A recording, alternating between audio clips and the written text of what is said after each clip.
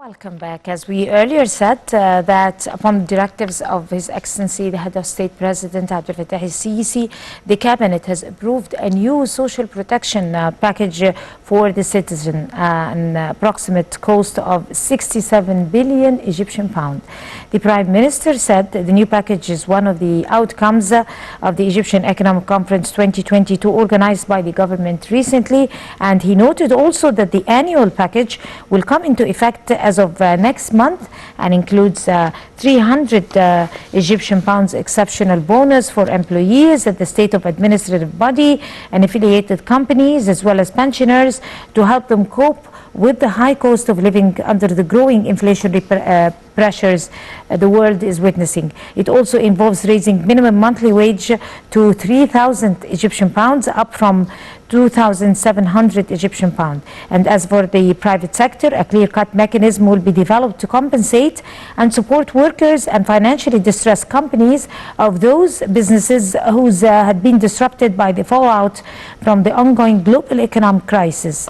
And we're very delighted to be having with us here live in our studio Dr. Maha Mahgoub, the human development expert, and she's going to give us her insight about that very important decision and initiative by the President. Good morning, Dr. Mahgoub. How are you doing? Fine. Of course, we need to shed light over the social safety package lately approved by this Cabinet in detail. How is it going to be beneficiary for the citizen in the light of what's happening worldwide because of the military confrontation between Russia and Ukraine and other conflict of interest between other countries of the world?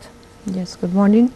Good of morning course, to you. for the time being, we have a global economic crisis all over the world, and as well it's reflecting in Egypt. Therefore, the cabinet and the state decided how to support Egyptian citizens by providing some benefits and some privileges for the current lives. One of them just maybe 2 days ago aroused from the economic conference that to raise the minimum salaries, wages and salary up till 3,000 Egyptian pound per month to be effective from the next month, and giving some bonus for 300 Egyptian pounds. And on the other hand, the taxation, income taxes, exemption of income taxes will be increased from 24,000 into 30,000 Egyptian pound a year. Those just recent decisions have been taken from the economic conference, but some benefits and some aids presented by the state for the last months, especially for some presidential initiatives such as Takaful Karama, Haya Karima. Takaful Karama, it's since 2016, from 2015 to 2016. And then just giving financial support to poor people or people who cannot find a suitable, sustainable income, just providing for people who have children and educating their people with 425 Egyptian pounds per each one. Takaful Karama as well, decent life, providing in all supports for people. They are presenting more than 40% of the Egyptian population all over Egypt, countrysides, villages, and so on, just building the infrastructure, housing, schools, providing decent jobs, a lot of initiatives. So it's a transformational stage in Egypt, just looking after people who cannot afford to live a decent life. Therefore, the state looking after them and how to promote and to improve their lifestyle of the most needed people. How would you think that social protection programs contribute to the women's financial inclusion and the welfare of women? Yes, women here in Egypt is playing an important role. Maybe they are presenting 50% of the total population. The National Council of Women here in Egypt just present a very good initiatives for women about financial inclusions. They are providing training programs for supporting women, just to teaching them how to use electronic, how to have some facilities facilities to deal with banking sectors, financial sectors. They have planned for 500 million, so not 500,000 Egyptian women, to train them. About 22 training programs have been occurred. So they are teaching women how to be matching with the updated technology, financial inclusions, how to use their mobile wallet, for example, to transfer money or to receive money, how to use the banking, how to open an account. So it's they are aligning, of course, with the international trends of financial inclusion. So what financial and social protection measures are being made to support the low-income brackets in Egypt?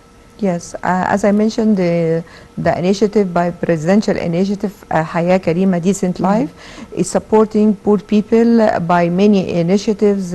For example, they are providing job opportunities, providing housing, infrastructure, providing a lot of benefits in order to keep those families and poor people to live a decent life. They are giving financial support, and a few months ago the president just held an important meeting just supporting 600,000 families all over Egypt by supporting them on monthly financial aids to those people. So actually the most important thing that during the current economic crisis and Egyptian high inflation rate, the state is playing an important role to support those people so they cannot afford to live a decent life unless that they have some rules and regulations and initiatives supported by the state to support them to live a good life and a decent life. Right, of course, and we know that the economic crisis is overwhelming the whole world, and even some European countries are suffering deeply from that financial crisis. Here in Egypt, the government is implementing infrastructural projects with huge budgets and is developing widely and greatly in no time with the whole country and all its fronts and all its institutions. At the same time, is also providing the citizen with welfare programs. Yes. How is that balance being implemented? Yes, actually it's huge. Yes, it's huge effort, and I'm so proud about the achievement. It's very difficult. Yes, of course it's difficult. Just establishing 13 new cities all over Egypt, building bridges and infrastructure, boosting export, manufacturing, everything. It's a comprehensive system developed by the state and the President Sisi, which make burden on the budget of the Egyptian budget or whatever. But of course it's huge effort, and we are, for the time being, we are a role model. If we measure the current achievement by the President Sisi, so compared to the other presidents, it's huge effort. And I'd like to mention something very important. The last periods we were facing terrorism, so we are fighting terrorism, unstable, just the country around Egypt, in Libya, Sudan, Sinai. So we are in the middle of difficult situation fighting terrorism. We have limited budgets, establishing new cities, looking after poor people. It's very, very big effort and big initiatives.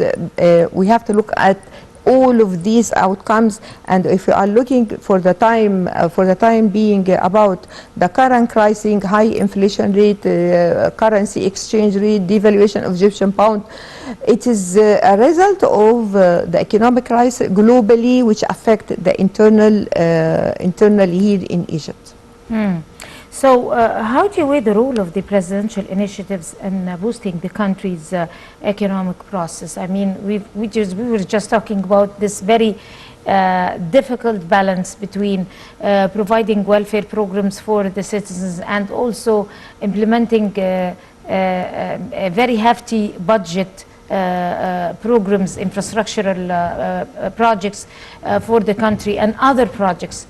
So it's quite a hefty job, I mean, quite a difficult job for someone to handle.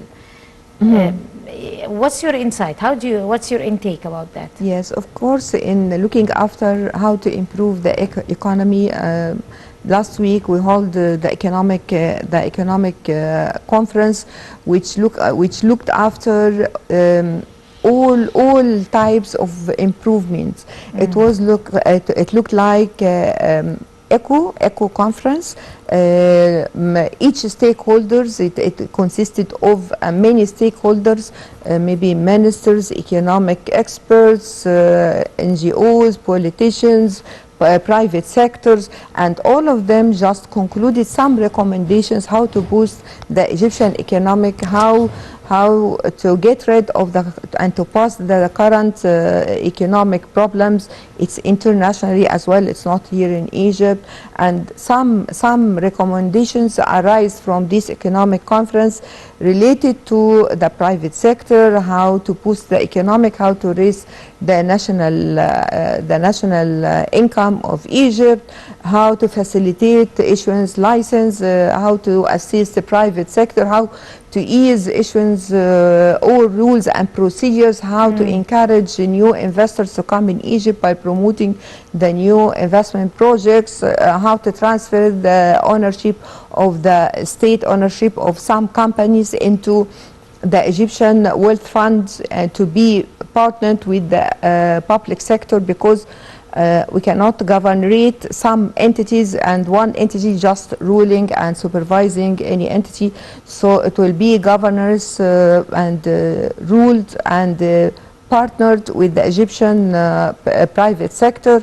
On the other hand, how to make or how to transfer the entities or companies really relevant to the state into stock marketing by issuing IPOs, initial public offering. So a lot of decisions have been taken during, or recommendation have been arised from the economic conference. And by the way, a committee will be following up these recommendations. On the ground, how, are they going to implement these recommendations or not?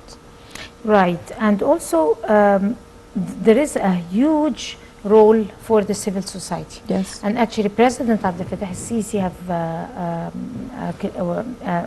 announced earlier this year that this is a year for civil society organizations, and there is going to be a union for a number of 24 civil society organizations to be able to effect massive projects to serve the citizens, each in their specialization, and also in coordination with the Ministry of Solidarity. Yes. So let's talk about in detail about the role of civil society here in Egypt, and how important is it? Yes, of course, the civil society is playing an important role because they are partnering with the government in achieving their goals. And on the other hand, as you mentioned, that about 24 big civil societies, NGOs aligned together in order to boost and to set a national strategy how to perform the social activities together in coordination with these NGOs, not only the 24 NGOs, but we are talking about the comprehensive the total number of civil societies or NGOs. For example, they are establishing database for NGOs and the most needed projects all over Egypt to align the allocated funds. And just if we are going to have a certain project which will be implemented by civil society, it should be based on the database provided to those NGOs. So they do a survey over Yes, of course, and they have a comprehensive, the Solidarity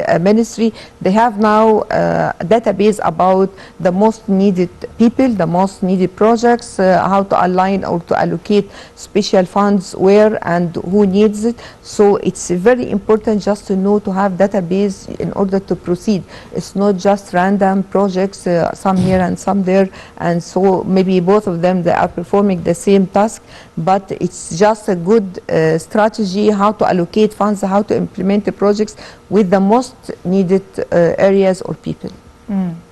From your own assessment, perceiving or observing the projects so far that has been affected by the civil society NGOs here in Egypt, all over the country in several governorates, how do you assess those programs, and what was the most effective 2 or 3 programs that were delivered to the citizens and they really benefited from? Yes, of course. We have an association called Haya Karima. And now if the Ministry of the Solidarity is providing Haya Karima, they are implementing these programs by NGOs. So they have the major projects, and then they propose bids, and then other NGOs, they present how to implement these projects. So most of the civil societies, NGOs, associations, and foundation all over Egypt, they are dealing with the Ministry of Solidarity by taking just the objectives of any projects and how to be implemented. This is one of the major initiatives, and of course we have an association called Haya Karima within the 24 major associations. Organizations, they are supporting the objectives of Haya Karima. We have initiatives by the Ministry of Youth, which called Mishwari, in supporting youth how to find a decent job, how to be an entrepreneur, to establish your own project. A lot of initiatives arise here in Egypt, either by, of course, in cooperation between government ministries and NGOs. Right. The financing those projects is by whom, and is it sustainable? How could it be sustainable? Because this is also a very difficult job now, especially with the economic crisis. Who is financing all those projects? We have international organizations and international funds. They have to look at the main objectives of the country, and they make cooperation between the aligned or specialized ministry. Then after getting cooperation or agreement, then announce about the projects, arrived projects, and here the MISMIDA micro and small size enterprise syndicate or agency is playing an important role, because they are providing funds to NGOs. Just of course we are going to launch new projects, for example training for employment. A lot of NGOs, they are presenting technical and financial proposals, then they get funds from the MISMIDA, and then they can implement the projects. The MISMIDA itself get funds from, maybe for example from the International Bank, maybe from With European. No interest or anything? No, without it's just participation, how to develop countries and to boost the economy. And from international community, like the UN, for example? Yes, UN, International Bank, European Union, a lot of international donors, they allocate these funds to ministries, and then the ministries announce about initiatives. Then NGOs provide technical and financial proposals, then get funds and implement these projects. Right. What are the activities that civil society offer for youth? Of course, youth is taking the lion's share. Yes. When it comes to opportunities, political opportunities, social opportunities, empowering and enforcing by the government and by the also presidential office, but also they should be taken some consideration by civil society and by some governmental institutions. If some of them are, young entrepreneurs, like you mentioned, or people with who are supporting their families, and people who are supporting their lives to study, to continue their education and all that.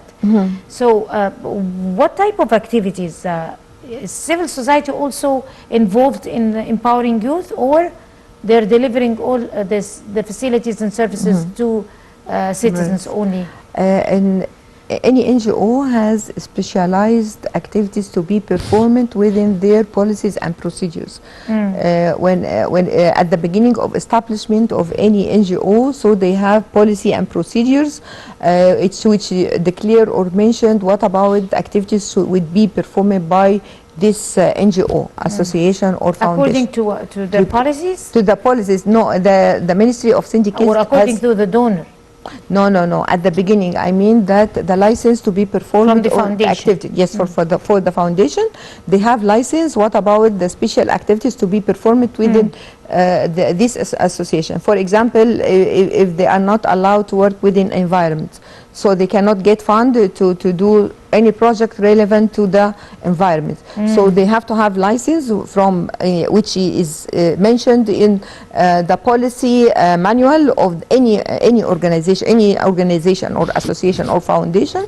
And this, of course, activities comes from the Ministry of Solidarity. Okay, so within the specialized activities of any NGOs, so they can perform any projects, and of course it's aligned with the present opportunities.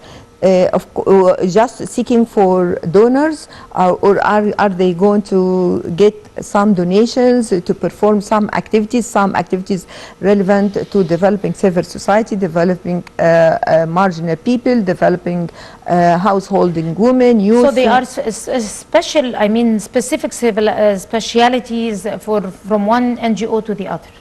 Yes, yes, and it depends in their objectives, and on the other hand, the opportunities in the market. For example, some NGOs here in Egypt, they are relying on gathering some donation. So, I don't want to mention something, but they gather donations and build hospitals, schools, or something like that. Some other societies, they depend on getting funds or getting funds from international donors or something like that. So some of them are getting some support from the state itself. So it's variable based on the strategies, their policies and procedures, their activities, the existing opportunities in the Egyptian states. So what would be needed from your own point of view to allow more civil society activities, but in social and political life? I mean, do they have a role? In social life, they have a role. But in political life, what would I mean during maybe elections or referendums, or I mean political projects, or with political parties maybe? Yes. So how is it orchestrated?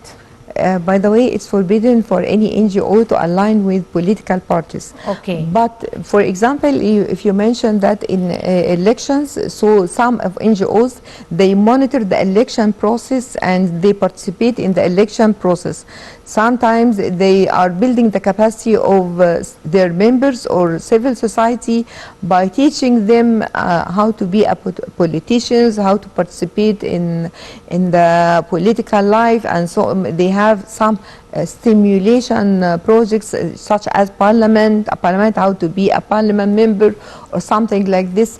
Some programs or training programs provided to other society just how to empower and boost the civil society, how to be a good citizen and good political member in the future. And of course, for the last years, we found that a lot of youth, they are holding political status or positions within the parliament, ministries, and they have already empowered, and it was very good for them just to look after the youth, because they are forming more than 50% of the Egyptian population. Is it sessions that is being given to youth, or programs that are set?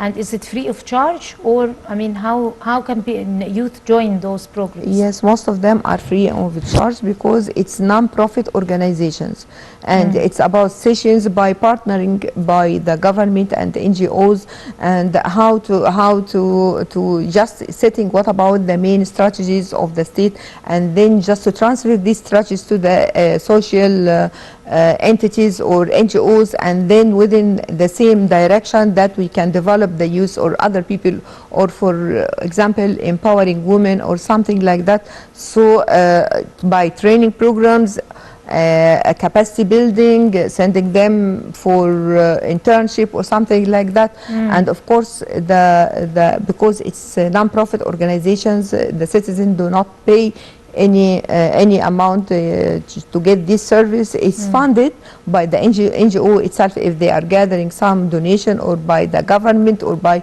international donors. Right. But since you've mentioned empowering women, and of course we know that there is the National Council for Women and other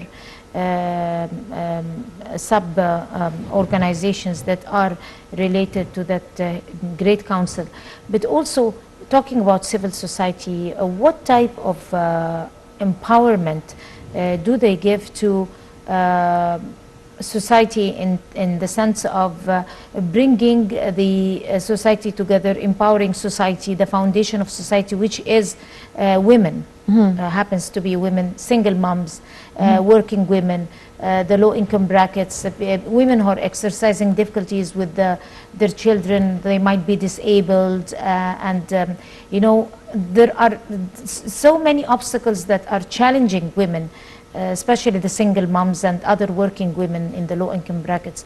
So talk to us about the efforts done by the civil society to empower them. Yes, the civil society they have the most reachable areas inside villages and sub-villages, so they can reach the actual society, and they know what about their problems if we find divorced or householded women or whoever the most needed people. So maybe they can empower women by teaching them a profession such as sewing, cooking, how to generate more money, or by teaching them how to be an entrepreneur, just teaching them how to be a project holder, and just to assist them from the beginning till the establishment process, making some or establishing nurseries to host the children of those women, finding them a good job opportunities, solving their problems if they have any problems or legal problems with anybody. So they are providing a lot of services to women by women empowerment, and there is a Chinese say called "Don't give me a fish, but teach me how to fish." So right. This is a trend, how to give the people, most needy people, the tools how to live a decent life. Right, of course, and also the president have ordered tripling the support provided for the neediest families, and this is another initiative on its own via the ration cards. What is the importance of this particular initiative by the president? Yes, of course. Yeah. If you like to elaborate. Yes, of course. The president just all the time just providing some initiatives how to boost and to improve the decent life of Egyptian people. As we mentioned that maybe a few months, 1 or 2 months ago, we just provided some benefits to be provided to the most needed people by giving them financial support on monthly basis for 1 year, raising the total fund of Haya Karima to 20 million. So a continuous achievement and continuous support giving to the most needed people arise from the presidential initiatives to support those people. So there are other sectors also that would need some assistance or some consideration, just like the women's sector, the youth sector. There is also the health sector. There is the people with special needs who happen to be qualified and come with talents. There is the elderly citizens and all that. Are there any facilities also, or any projects, or any consideration taken by some sectors of this alliance of civil NGOs for those sectors in society?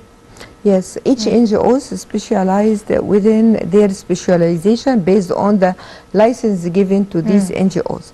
So sometimes some NGOs, they are specialized in supporting handicapped. So they seek what about the current initiatives which support handicaps, then they perform within the current. For example. Yes, yes. They are supporting elderly people. Maybe they can establish elderly housing or something like that for them, and then they can look after elder people. Other NGOs, they are responsible, or maybe they care about children. So they establish some nurseries. By the way, the the nursery's license issued by NGOs, by foundation or association, so they can establish nursery to look after children, other for women, and different initiatives and other a lot of NGOs. They are providing different support to different types of or groups of people based on their objectives and their license within their policy. Right. And of course, there was a conference that was held and that gave special concern by the president for people with special needs. Yes. And we have seen the talents, and we have seen his intention to empower and encourage those, the generation of, with all its sectors. I mean, the youngest ones and the also the elderly ones, the people with special needs, and hopefully they would be able to provide more services for them.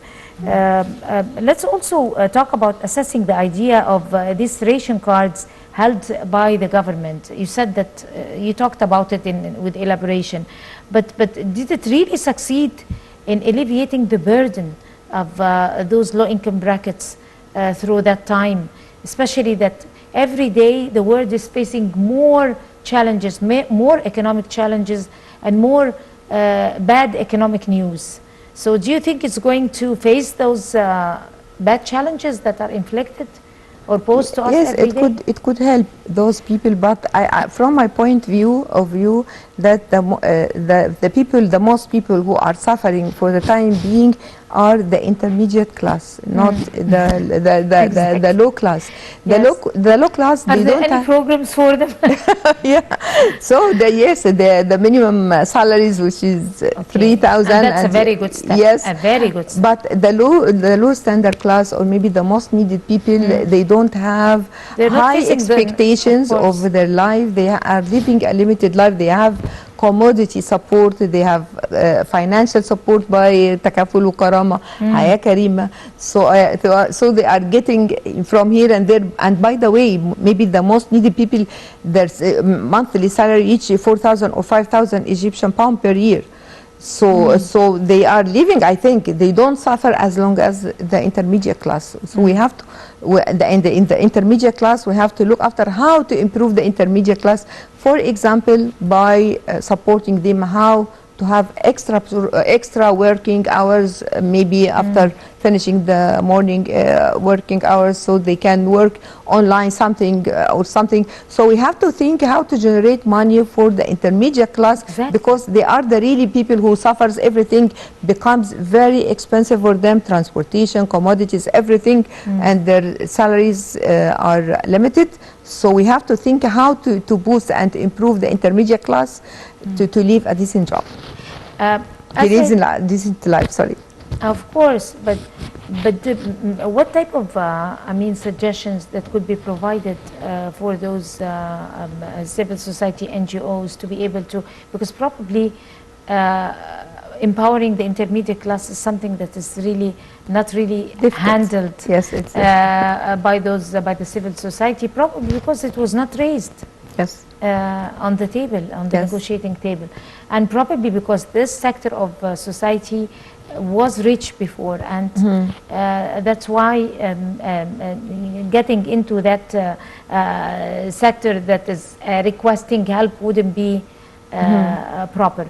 But at the same time, like you said, there could be some smart suggestions for them to be able to upgrade their lives. Yes. So what type of other ideas could be provided for them by civil society? For the intermediate class? Of course. How to increase the income? I don't want any Egyptian just to stay on his chair and crying and so what shall I do? I have a limit. But okay, stand up, work. If you have a car, go work with Uber or anything. Work is not a shame.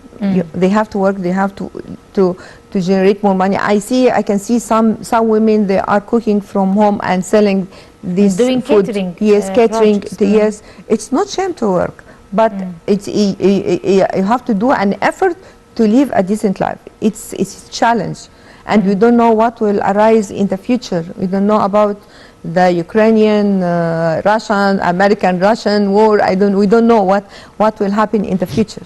Of course, you're very right. On this very optimistic note, I would like to thank you, Dr. Maha Mahgoub, a human development expert. I'd like to thank you so much and wish you all the best. And thank you for coming to the Breakfast Show. Thank you. And you have a good day. And we're going to go to a short break and we'll come to continue the Breakfast Show, so stay with us.